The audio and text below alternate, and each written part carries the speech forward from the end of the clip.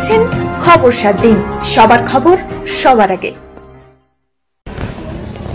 বাখরাহাটে গভীর রাতে ভয়াবহ আগুনে পুড়ে ছাই মন্দির লাগোয়া দোকান ও হোটেল। গতকাল বুধবার আনুমানিক রাত 1:30 নাগাদ হঠাৎই আগুন লেগে যায় দক্ষিণ 24 পরগনা সাতগাছিয়া বিধানসভার বাখরাহাট বড় কাছারি মন্দির সংলগ্ন পূজা সামগ্রিক দোকান এবং খাওয়ার হোটেলে।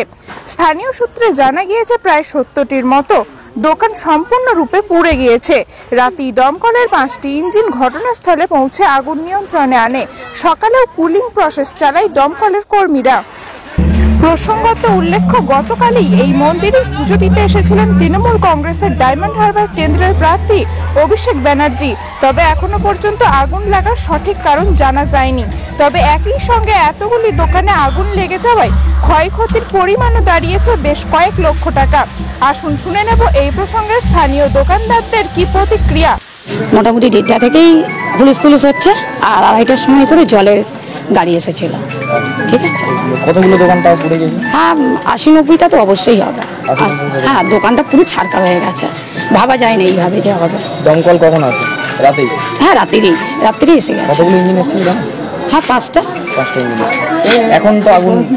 এখন আগুন তো নিভে গেছে, কিন্তু দোকানগুলো তাকানো যাচ্ছে না। ক্ষয়ক্ষতি অবশ্যই হয়েছে, অবশ্যই। আর সবাই তো আর্থিক অবস্থা সবারই তো ভালো না, এইভাবে দেখা যায় না। আপনার নাম? বিমনা মান্না। বিষ্ণুপুর থেকে প্রীতম চৌধুরীর প্রতিবেদন, খবর 7 দিন।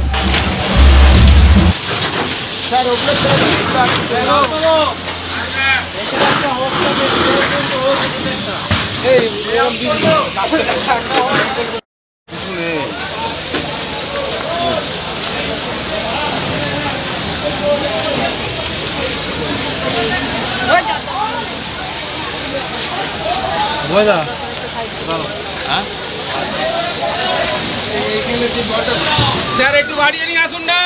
এই বাড়াতে পারলা, শোনো বাড়াতে পারলা, এখানে আগুন জ্বলছে এখন দমদম করে। ভাই দেখা আগুন জ্বলে উঠছে।